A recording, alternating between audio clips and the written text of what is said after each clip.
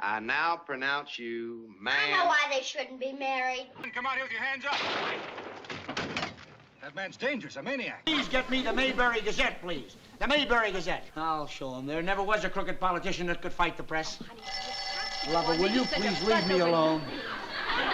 Mayberry Gazette, editor speaking.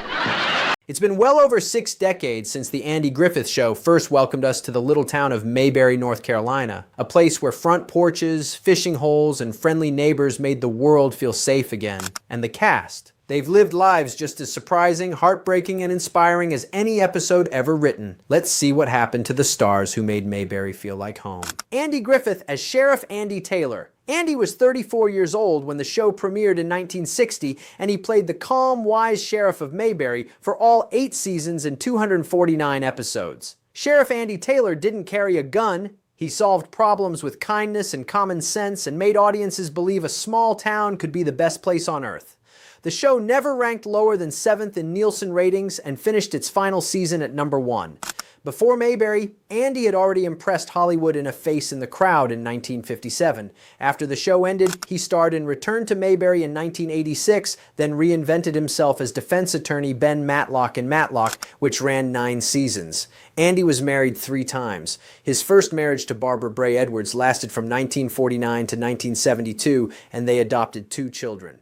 His third marriage to Cindy Knight in 1983 brought him lasting happiness, and they settled on a 68-acre farm in Manteo, North Carolina. The man who played a small-town sheriff really did choose small-town life.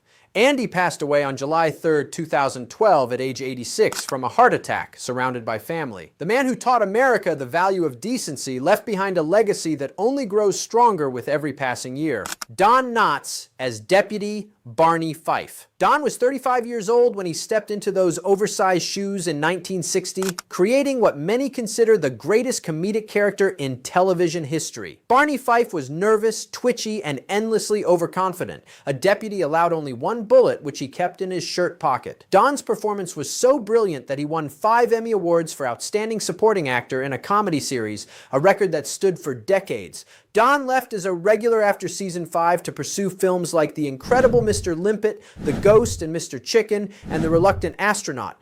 But he returned as a guest star multiple times because Mayberry never really let go of Barney Fife. In 1979, Don landed yet another iconic role as the eccentric landlord Ralph Furley on Three's Company. Don was married twice, first to Catherine Metz from 1947 to 1964 with 2 children, and to Laura Lee Chuckna from 1974 to 1983. Here's something remarkable. In 2025, Ron Howard revealed that he and Don were actually distant cousins, though neither knew it during Don's lifetime.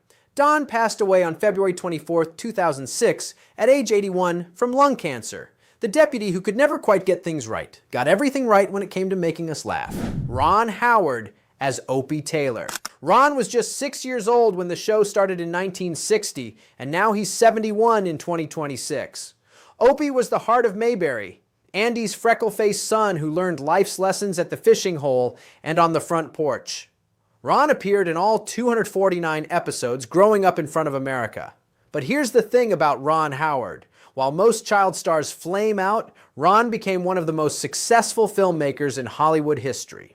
After Mayberry, he starred as Richie Cunningham on Happy Days from 1974 to 1980, then walked away from acting to direct. That gamble paid off spectacularly. He won 2 Academy Awards for A Beautiful Mind, directed Apollo 13, The Da Vinci Code, and Solo, A Star Wars Story, and co-founded Imagine Entertainment with Brian Grazer. He continues directing major films, with his latest project, Alone at Dawn, starring Adam Driver and Anne Hathaway. Ron married his high school sweetheart Cheryl Alley in 1975. Over 50 years of marriage in an industry that devours relationships. They have 4 children, including acclaimed actress and director Bryce Dallas Howard. Ron also served as narrator on the beloved comedy Arrested Development. The boy from Mayberry became genuine Hollywood royalty without losing the decency that Opie Taylor taught him. Frances Bavier as Aunt B. Taylor. Frances was 57 years old when the show started in 1960, playing Andy's nurturing aunt who kept the Taylor household running with home-cooked meals, gentle wisdom, and the occasional sharp opinion. Aunt B was the soul of Mayberry, the woman who made sure everyone was fed, cared for, and loved. Frances won an Emmy Award for the role in 1967, one of the show's most well-deserved honors. Before Mayberry, she had appeared in the classic sci-fi film The Day the Earth Stood Still in 1951.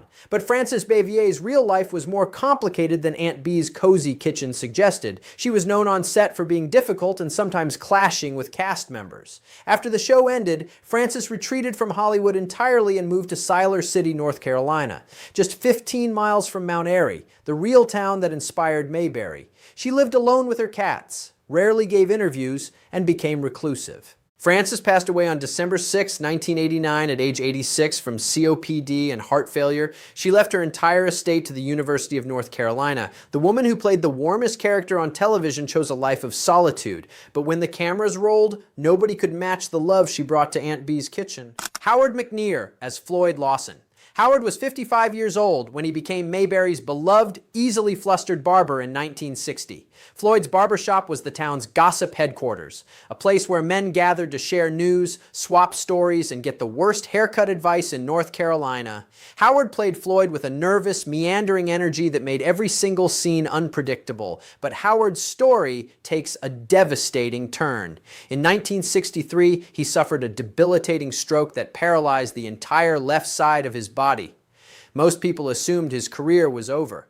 But Howard was determined to return. The producers built a special set where Floyd could be positioned behind the barber chair, hiding his paralysis from the camera. He returned and continued playing Floyd for several more seasons, delivering performances that audiences never suspected came from an actor fighting a massive physical battle. Howard passed away on January 3, 1969 at age 63, from complications of that stroke less than a year after the show ended its run. Before Mayberry, he had spent years as the beloved voice of Doc Adams on radio's Gunsmoke and appeared alongside Elvis in Blue Hawaii and Follow That Dream. The barber who gave Mayberry its very best laughs gave everything he had, even when his own body tried to stop him. Elinor Donahue as Ellie Walker. Elinor was just 22 years old when she joined the show in 1960 as the town pharmacist and Andy Taylor's first love interest. Ellie was smart, independent, and charming, listed in the opening credits even before Don Knotts. Elinor appeared in the first season only before asking to be released from her contract. Before Mayberry, she was already famous as Betty Anderson on Father Knows Best from 1954 to 1960.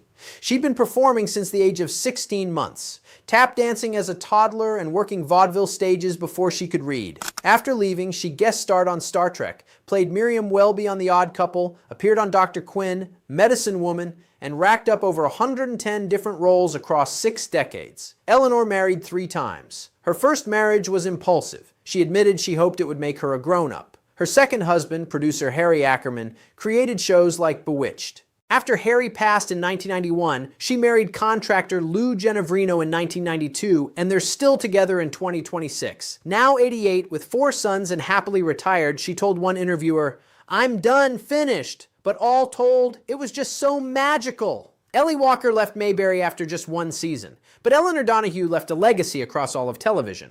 Hal Smith as Otis Campbell. Hal was 43 years old when he stumbled into the Mayberry jail cell as the town drunk in 1960. Otis was a lovable, self-admitted alcoholic who would let himself into jail on Friday nights to sleep it off, then let himself out Monday morning. He was Mayberry's most harmless citizen and one of its funniest, a character who somehow made public intoxication seem charming in a way only 1960s television could pull off. Hal brought a rubbery physical comedy to Otis that made every jail cell scene a delight, and his chemistry with Don Knotts was some of the best on the show. But here's a twist that would surprise every Mayberry fan. After the Andy Griffith Show, Hal became the original voice of Winnie the Pooh in Disney's 1977 feature, The Many Adventures of Winnie the Pooh, one of the most beloved animated characters in history. The town drunk of Mayberry became the honey-loving bear of the 100-acre wood. Hal was also a remarkably prolific voice actor who appeared in hundreds of other TV shows and radio programs. He passed away on January 28, 1994 at age 77. From Otis Campbell to Winnie the Pooh, Hal Smith proved the most versatile actors are the ones you never see coming. George Lindsay as Goober Pyle. George was 31 years old when he joined the show in 1964 as Gomer Pyle's cousin, the good-natured beanie cap-wearing mechanic at Wally's filling station. Goober wasn't the sharpest tool in the shed, but he had a heart of gold and a loyalty to friends that made him one of Mayberry's most endearing characters. Here's something most fans don't know. George originally auditioned for the role of Gomer Pyle, but that part went to Jim Nabors. George was reportedly disappointed, but Goober became his own iconic creation that stood entirely on its own. After the show ended, George continued the role on the spin-off Mayberry RFD and then became a regular cast member on Hee Haw from 1971 to 1992, over 2 decades of country comedy that kept him in living rooms across America. Away from the cameras, George was a passionate advocate for mental health charities, devoting significant time and energy to causes close to his heart. He was known among colleagues as generous, warm, and far more thoughtful than the simple character he played. George passed away on May 6, 2012, at age 83 from a brief illness, just 2 months before Andy Griffith himself.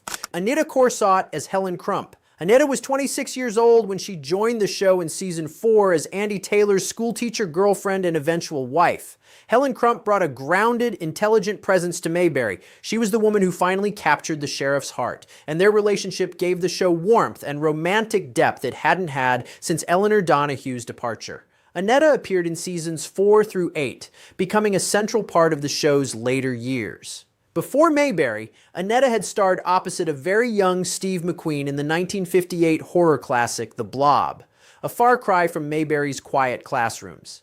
After the show ended, she reunited with Andy Griffith on Matlock, appearing in a welcome recurring role that proved their natural chemistry still worked beautifully decades later.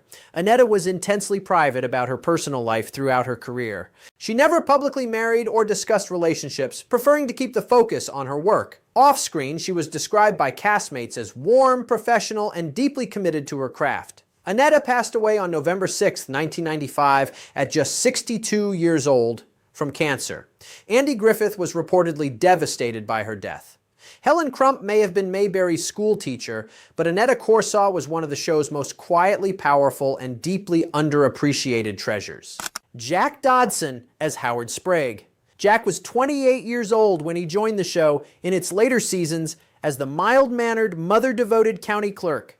Howard Sprague was the quintessential nice guy, polite, meticulous, and perpetually overshadowed by the bigger personalities around him. But Jack brought a quiet dignity and understated humor to the role that made Howard surprisingly relatable. He was the guy in every small town who follows every rule, attends every meeting, and never quite gets the credit he deserves. After the Andy Griffith Show, Jack had a surprisingly prolific career. He appeared in Happy Days as Ralph Malph's father, Howard, played roles in Maude, Matlock, Newhart, and Mama's Family, and proved himself a versatile character actor who fit seamlessly into any ensemble. Jack was also an accomplished stage performer, appearing on Broadway in Huey in 1964 and You Can't Take It With You in 1985, earning respect as a serious dramatic talent far removed from Howard Sprague's fussy demeanor. Jack kept his personal life quite private and was known among colleagues as a consummate professional who elevated every project he touched. He passed away on September 16, 1994, at the age of 63 from heart failure. Howard Sprague was the quietest man in Mayberry, but Jack Dodson made sure you never forgot him. Paul Hartman as Emmett Clark. Paul was 56 years old when he joined the show in season 7 as the town's well-meaning fix-it man whose repairs rarely fixed anything. Emmett was a late addition to Mayberry, arriving after several original cast members had departed, but Paul brought a warm, easy charm that fit perfectly, as if Emmett had been sitting in that repair shop for years, and we just never noticed. What most viewers didn't know was that Paul Hartman was a legitimate Broadway legend before he ever set foot in Mayberry. He and his wife Grace performed together as one of the most celebrated comedy dance duos in American theater, winning a Tony Award for their work. Paul's theatrical timing and physical comedy were honed on the biggest stages in New York long before they graced a small-town TV set. After leaving Broadway, Paul transitioned to television and appeared on Petticoat Junction as Barber Burt Smedley along with numerous other character roles. He was a working actor's working actor, reliable, versatile, and always prepared. Paul passed away on October 2, 1973 at the age of 69. He may have joined Mayberry late, but he was family from the moment he walked through the door. and every scene he was in was better for it. Jim Nabors as Gomer Pyle.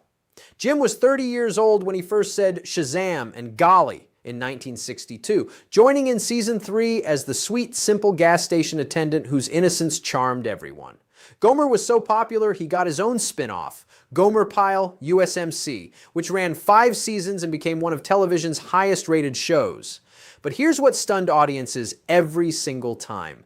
Behind Gomer's goofy voice was one of the most powerful baritone singing voices in entertainment. Jim released dozens of albums, earned a Grammy nomination, and most famously sang Back Home Again in Indiana before the Indianapolis 500 for 35 consecutive years. A tradition so beloved that race day wasn't complete without him. The gap between Gomer's silly voice and Jim's soaring baritone was one of the most astonishing contrasts in entertainment. Jim kept his personal life private for decades, but in 2013, at 82, he married longtime partner Stan Cadwallader in Seattle after 38 years together. They lived in Honolulu, where Jim ran a macadamia nut farm.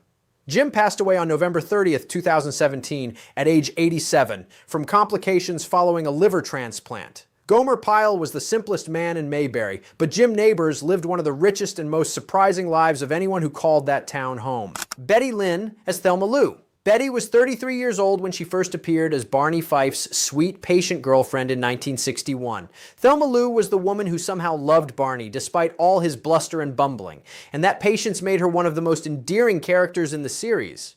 Betty appeared in 26 episodes and became inseparable from Don Knotts in fans' minds, their on-screen romance providing some of the show's most genuinely tender moments. But here's where Betty Lynn's story becomes truly beautiful. In 2007, she moved to Mount Airy, North Carolina, the real-life town that inspired Mayberry because she fell in love with it during a Mayberry Days festival visit. She became the town's most beloved resident, greeting fans at the Andy Griffith Museum every third Friday of the month for years. She didn't just visit Mayberry, she went home. Betty never married and kept her personal life gracefully private, but she was adored by the entire community that embraced her as family. Betty passed away on October 16, 2021, at the age of 95 after a brief illness, and all of Mount Airy mourned.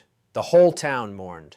Thelma Lou waited her whole life for Barney Fife, but Betty Lynn found something better. She found Mayberry for real. 6 decades later, only 2 of the 13 featured cast members are still with us. Ron Howard, now 71, still directing Hollywood blockbusters, and Elinor Donahue, now 88, living peacefully in retirement. The rest have gone home for good. But every time someone watches an episode, every time Andy and Opie walk to the fishing hole, every time Barney reaches for that one bullet, every time Aunt Bee pulls a pie from the oven, Mayberry comes alive again.